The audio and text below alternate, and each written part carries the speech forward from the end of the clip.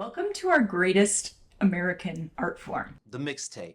Now, for all of you kids who don't know, Traditionally, a mixtape is a homemade compilation of media from multiple sources, recorded into a medium like a CD, a VHS, or cassette tape. what we are presenting to you here is something we call Mixtape Therapy, A collection of authentic conversations, often wacky conversations, inspired by what inspires us. except instead of a cassette tape, we are bringing you a podcast So just as you might share a mixtape, we share these conversations with you. in the hopes that they spark a similar connection to the good old mixtape. Now, Join us for a little for some mixtape mixtape therapy.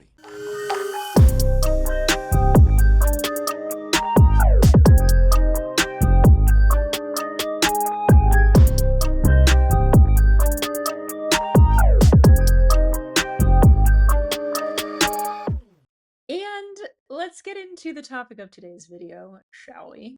Which I think is actually a beautiful intersection of mixtape and therapy, because today we're going to be talking about Rick Rubin, his book, The Creative Act, but also just Rick Rubin. He's exploding right now, and everyone's talking about him. He's been around for a really long time, and if you don't know, he is a very, very successful music producer who's produced amazing artists, everyone from Johnny Cash to the Ramones to Slayer. He's a cool dude.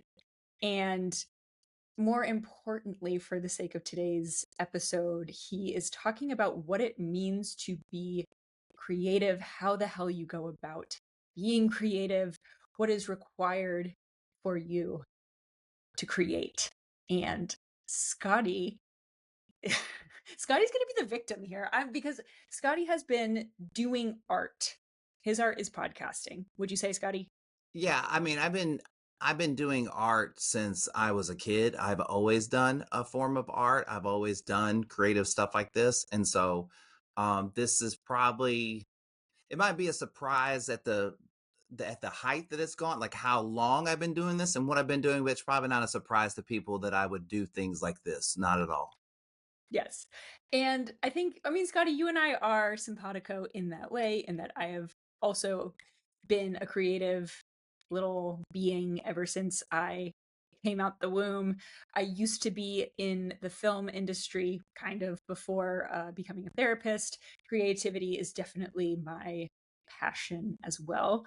But when it comes down to it, I think actually doing the thing, whether that's a podcast or writing an album or actually practicing your piano, guitar, whatever it is, it's really hard to actually do the thing. So many things get in our way, most of all ourselves. So I think using Rick as a little bit of a jumping off point and as a reference point, I would love to talk today about what it means to show up on a consistent basis and create, even when, and I would say especially when, you're not getting external validation for those efforts.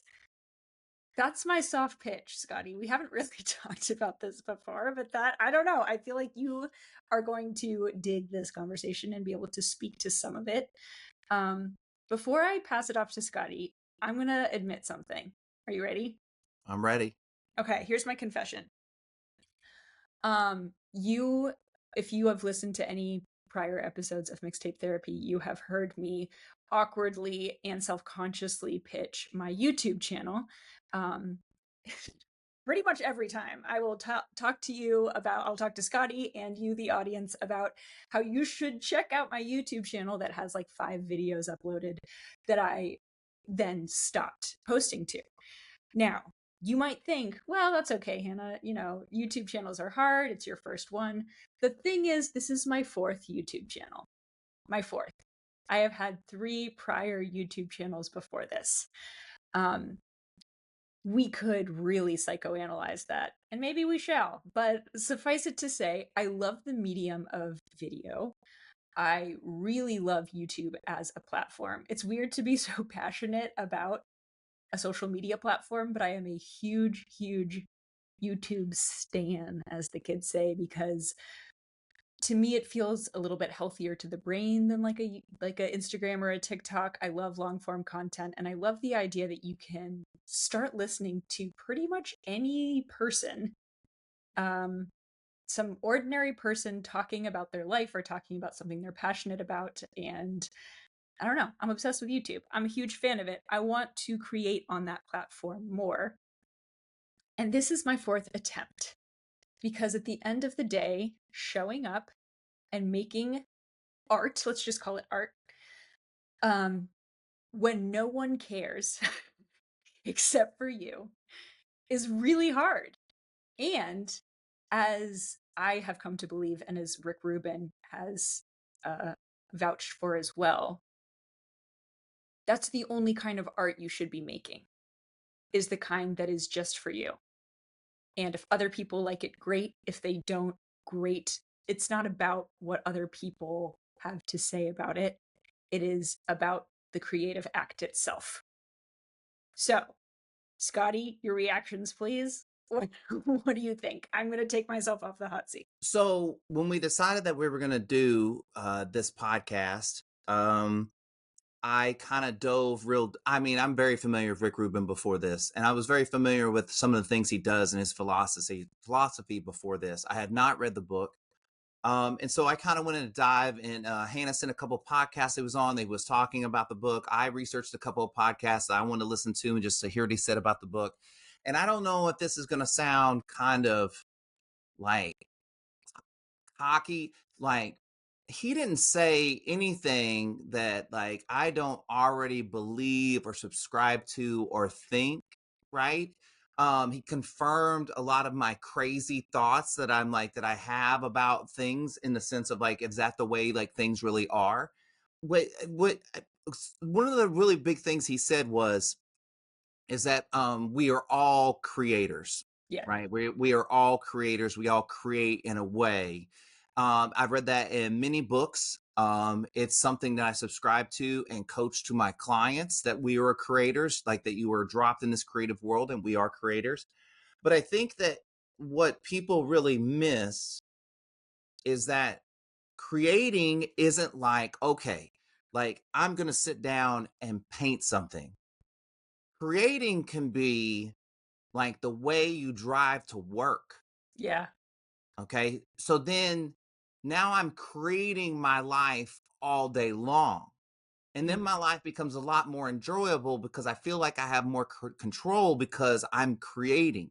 Now you go, well, that's silly. Why would I make up a dance to go from my house to my truck like every morning, and that's my routine and my ritual? Why would I do that? That's silly. That's stupid.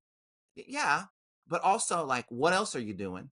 Yeah. Like we're trying a mood, a feeling, an energy. We're trying to set intentions. We're trying to the way I take care of myself as a person is how I show up to all the bullshit that I'm gonna have to deal with all day long. And that is like in my world, and everyone else's stuff that they have to deal with, and bullshit can be heavier or bigger or different. But like this, inside my world, how I take care of myself and how I make myself feel and stuff is like, that's how I show up to handle things. So in my experience, it's so much greater to just have these silly fun things throughout the day, and make and create where I can create of like the things that I do and routines and stuff like that. It just makes my life feel so much more full. But what it really does is it's a constant practice in creating. So then when you have to actually sit down and create, right, you have the muscle, you've already worked out that muscle, and so you kind of know how to create. And so then you know the expectation of the results and what that should be, and so on and so forth.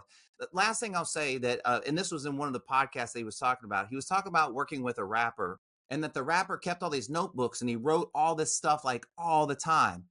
And he asked him, how much stuff do you use out of those notebooks? And he goes, I don't use 99% of it.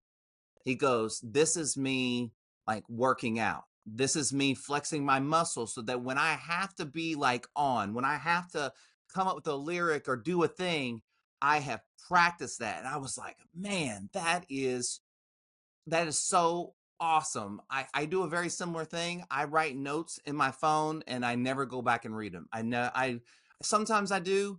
Sometimes I'm just curious about what I wrote, but I just write in my phone and I never go back and read it because I'm not writing it necessarily for the result. It's like it's something I got to get out, and that's something I've learned in living with my girlfriend. She's a musician. I think she has a very similar feeling. Talking to artists and musicians, they're the when you talk about creating, they're in this one kind of pinnacle that we put a very high stamp on. But a lot of their practices can be applied to like our everyday lives, like how they show up, how they take care of themselves, all that. So I don't know that those are my thoughts, Hannah. So what do you think? I love it. Well, I'm going to ask you questions. Yep. So, Scottie, you kind of went into a little bit of detail about the things that you do that no one sees. But you have two podcasts, right? Mm-hmm. You also create content for social media, Instagram, around, as part of your coaching persona, right? As part of Mm-hmm. your life coaching um I don't want to say like self-promotion, kind of. I mean, it's not a bad, right? Like it's part of your putting yourself out there in terms of your coaching capabilities. What are the practices that you have that are not seen? You talked about writing notes, but what else feels creative to you that no one sees you do? And maybe it's embarrassing. I have several embarrassing things that I'm happy to share that I do that are creative that will never see the light of day.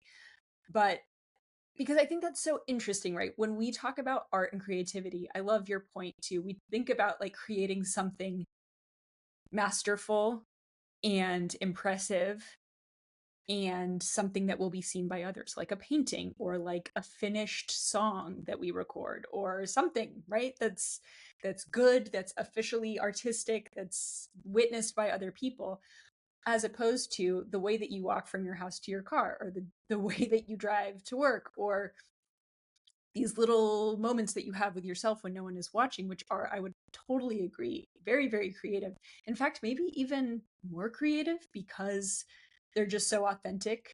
You're not trying to impress anyone, it's just for you. But what are some of those things that you do that no one sees that feel like art or creativity to you?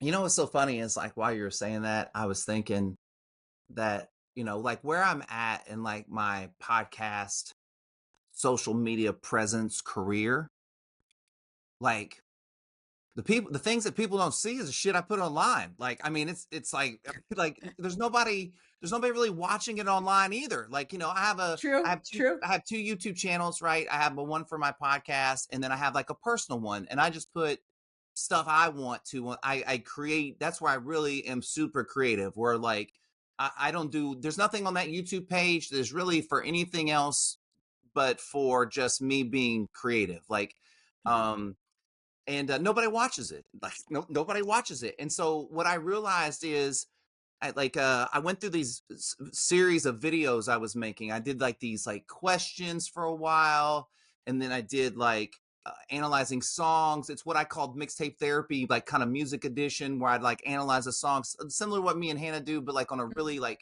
1 minute like snippet Yeah, of yeah. like what's the feeling of the song and stuff like that. And I realized that even though I was posting online, they were all just like repetitions. It's repetitions, but the repetition, it's like any other exercise. Like, if you only do the exercise like halfway, you only get half the results.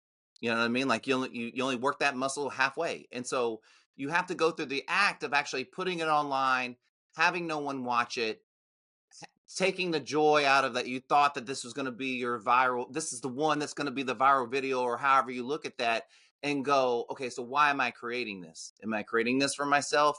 And or am I creating for everybody else? Or do I want to be viral famous?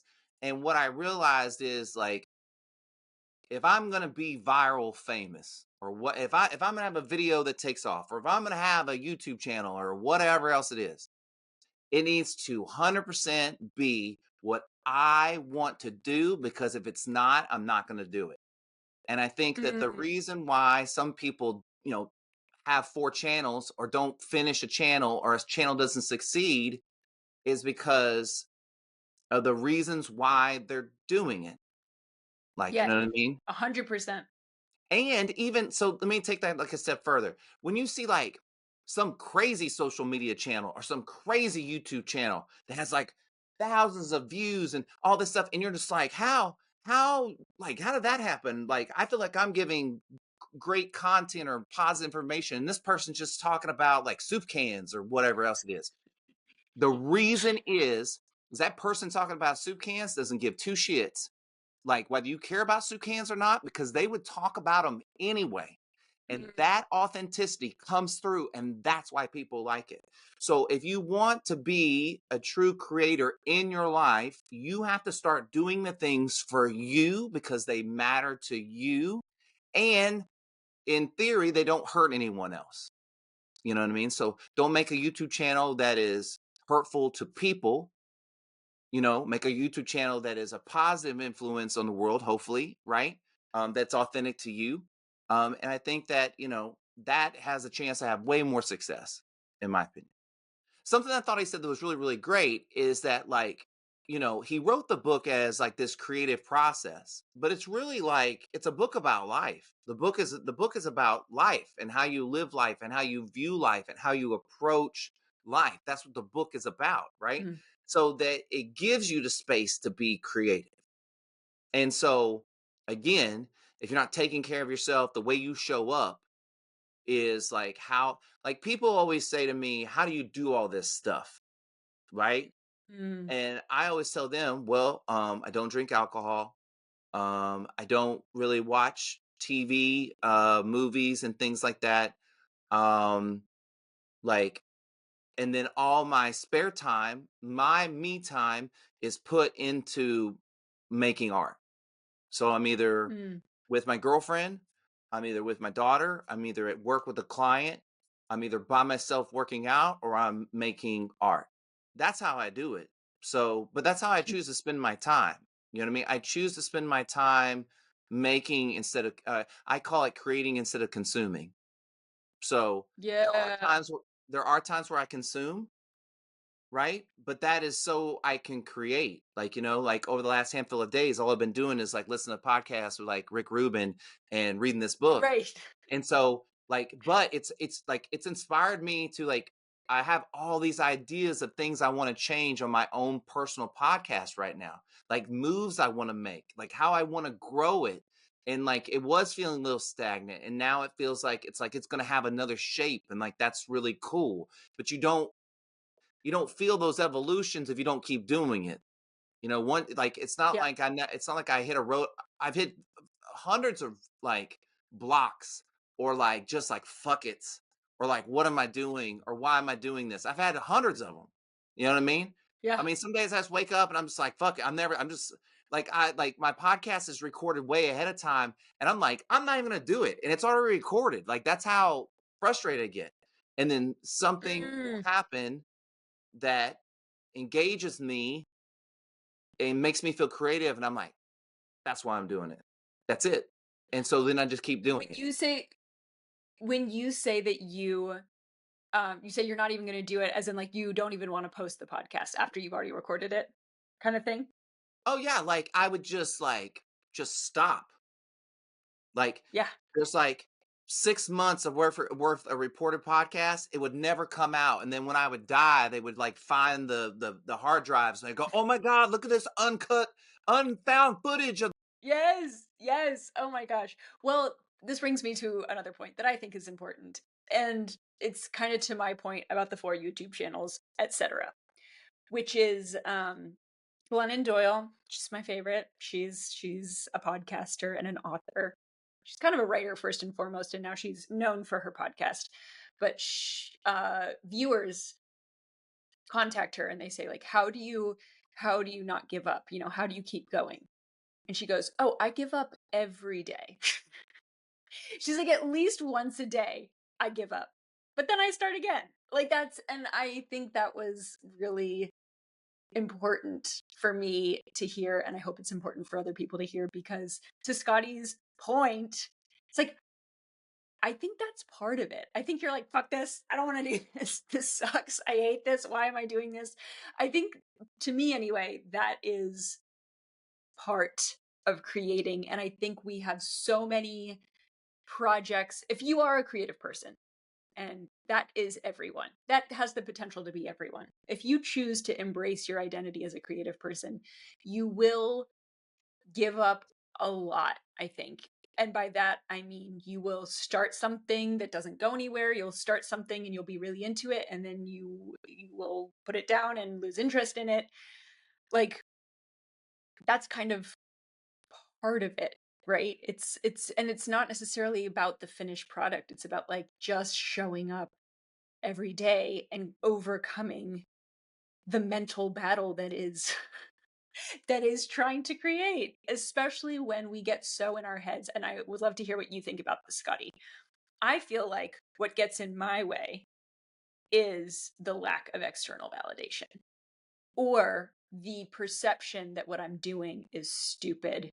And that's not, and that is stupid as perceived by a real or imagined other person, right? Like, what I'm doing is embarrassing.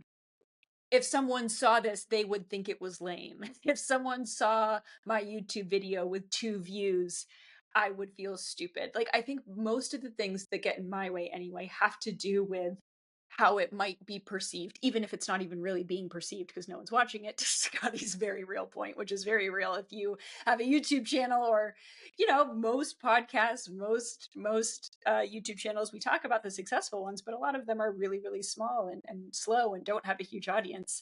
And yeah, if you post a video on YouTube, you might get lucky and get 2 views or 0 views, is a very real potential. Um, but that what gets in your way is how your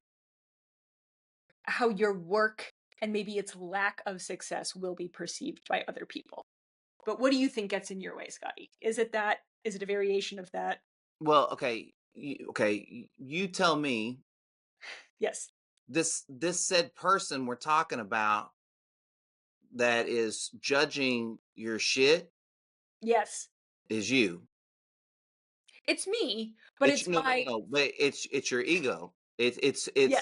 It's your shadow self. That's the person. This isn't some person on the internet, right? This is your shadow self. This, because, like, trust me, nobody else cares. Like, you know what I mean? Yeah, So if we have true. to find somebody that No one cares.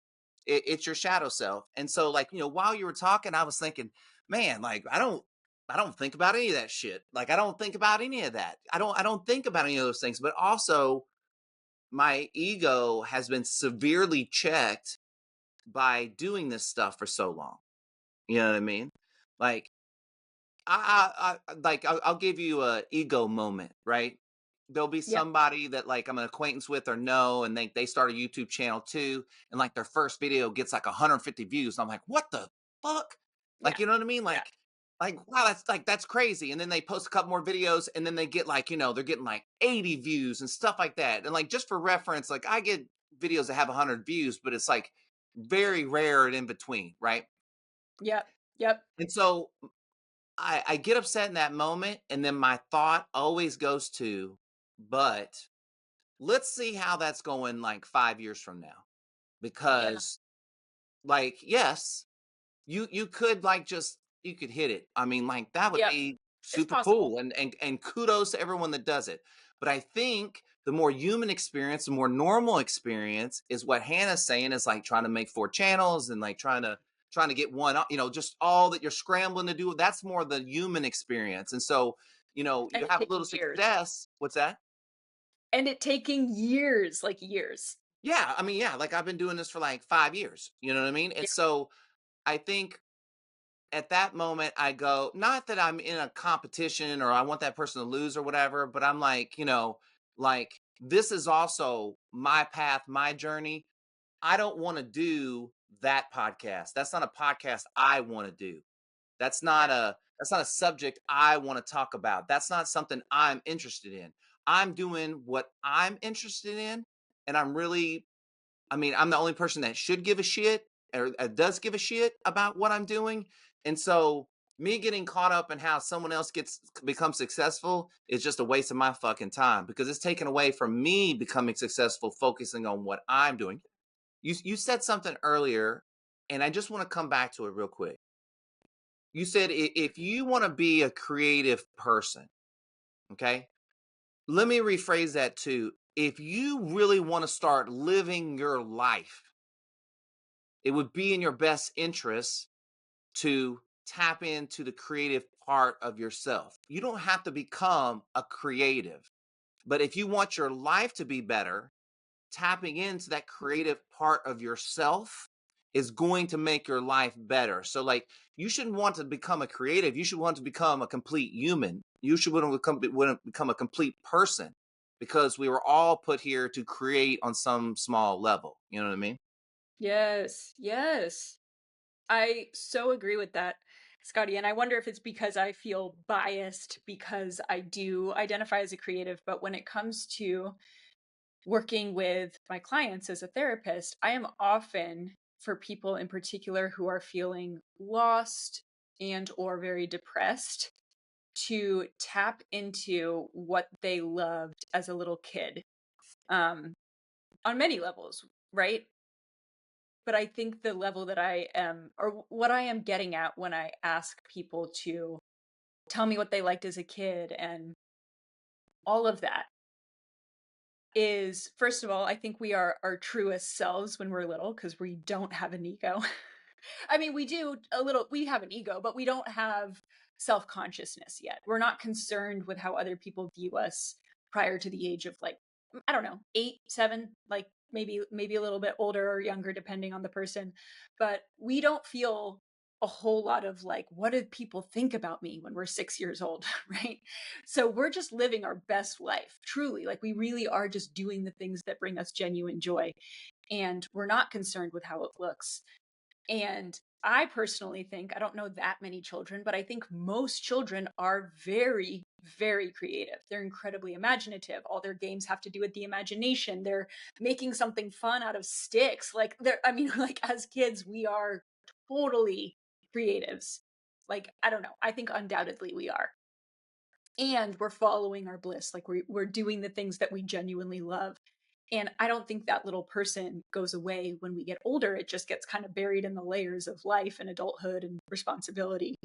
But when I want people to, when I'm urging people, they can do what they want. But when I'm urging my clients to go and figure out what they like to do as a kid and find some way to tap into that as an adult, I'm trying to get them back into that creative place because I actually think, to Scotty's point, that is what brings genuine joy, is to do more of what we want to do and less of what we should do.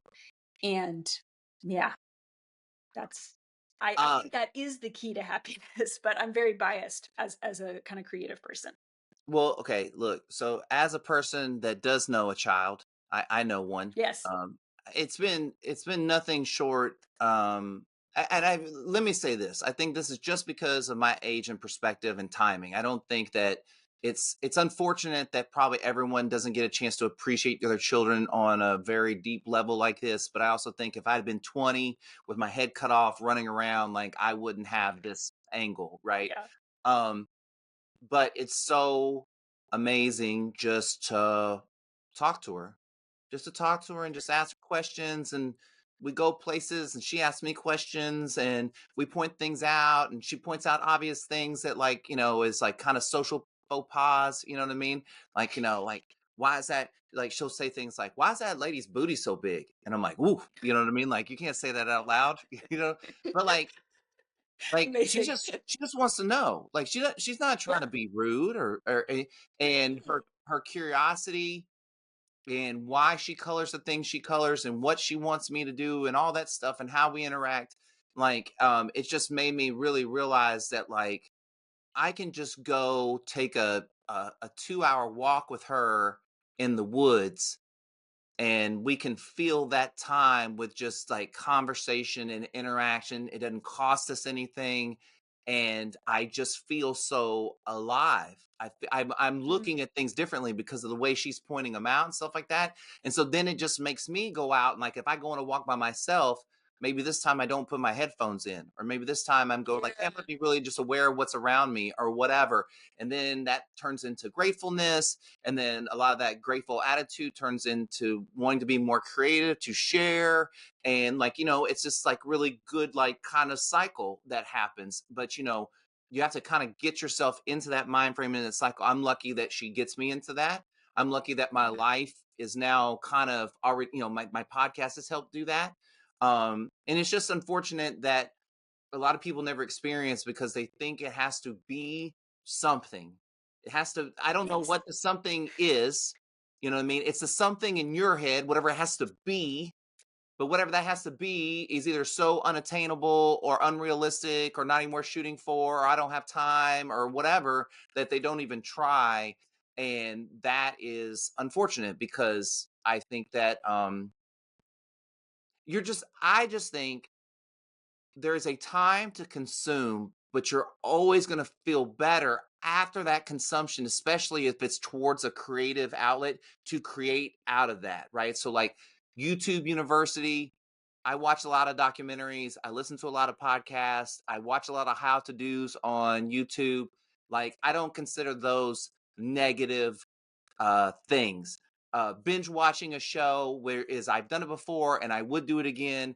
I try not to do that because I would rather be spending that time on this creative outlet I have because okay, I wanted to say this a while ago and I didn't, and then I'm gonna let Hannah let us out of here. Last week, I have a episode I'm working on. And I always said there's a time. Everything's in a schedule, so I schedule everything out. So there's a schedule to create every day and I have to step into that space unless an emergency happens. And I have to step into that space and I have to try to create for that hour or whatever it is, right? Every And day? yeah, yeah. And I'm editing a podcast. And for 4 days in a row, I did like about like 30 minutes and I was like, I can't do this. I can't do it. I don't know why I can't get into it. And so I would spend the other time working on podcast things, but I didn't finish the thing I was on. And it took me 4 days to actually finish it. Right now that I hated it. I hated every part of that experience of being frustrated and whatever. But when I go, I'm going to create for an hour, I just shift that somewhere else. I move back, I come back to it. It's kind of like doing two paintings at once. It's kind of like working on multiple music projects, multiple projects at once. And sometimes that's what I need to shift me out of my mindset, get me back into my mindset, refresh me, reset me. And so, I mean, these are just all the things that I do to be creative, but it's not to just be creative. It's to like have my life feel better, like to feel better. That's the biggest bonus I've taken away from this. When you are creating to make your life better versus creating to make your life better, creating for the sake of creation itself, I think that just hits different than creating to achieve a specific end. There's I nothing wrong with but creating to achieve a specific end, right? But in my experience, that has not been very emotionally or mentally rewarding because it's stressful and it kind of sucks the creative magic out of it. well, you're doing it for the wrong reasons, right? So like Yeah. people ask me, does my podcast make money? And I'm like, no, it doesn't, right? At this point, it Mm-hmm. doesn't. But Yeah. I don't do it because it makes money or doesn't make money. I do it because I want to do it, right? So if one day it makes money, that would be awesome. But also, I got to do it the way I wanted to do it. And if it makes money, that means I now have a job and an outlet of something I want to do the way I want to do it, and I get paid for it. And that's the only way I want to do it. Yeah, beautifully said. In one of the podcasts, Rick Rubin said they asked him how he handles the money part of things. I don't worry about the money part of things until the project's over. He goes, that's not Yeah. an outcome. That's a side part. The project is the start and the Yeah. beginning of the project, right? And so, I started this, with no money. I mean, I'll ride this out to the end with no money. You know what I mean? That wasn't the reason why I did it. It's not the reason I do it. If it was for money, I would already quit. You know what I mean? Yes, exactly. So That's it. so I mean, it That's it. can't be. It's not for money right now. That's for sure. Yeah. Well, I have an idea, and I'm going to pitch it here first. You're hearing Okay. it here All first, right. All right. which is, Exclusive. I think, at some point, Scottie, on the podcast, you should coach me through my bullshit about my YouTube channel. Okay. You know what I mean? No, because I want to see your. First of all, I'd love to see your coaching in action. Mm-hmm. I think that would be really cool. And I would imagine that other people and their creative pursuits might really benefit from hearing someone else reckon with the bullshit.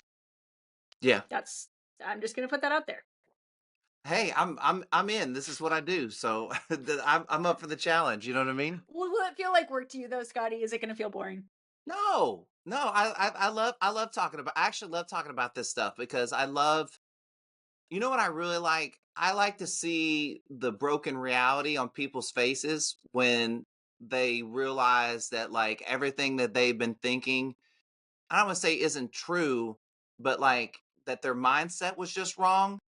And Mm. they're like, all I have to do is change my mindset. That's all I have to do. And you're like, yeah, that's all you have to do. You know what I mean? But that's it. Yep. And I think when that broken reality happens, like it's so magical. Like, you know what I mean? Because you're like, oh, they just caught a glimpse of what it's like to be really happy. They just caught a glimpse Yeah. of what it's like to feel complete and feel whole and not need external validation, because they understand that the process of the way that happens, a lot like the book we read or we went over, The Courage to Be Disliked, that concept, Oh, like so it good. hits them, Mhm. you know what I mean? And so, yeah, like I'm down to do that all day, every day. All right. Cool. Well, um, okay, okay, we'll wrap it up there. Yes. Everybody, thanks so much for showing up again. If you have something that's mixtape therapy to you, make sure you let us know. You can put in the comments or on our social media, and we'll see you on the next episode. Later, Hannah. Bye.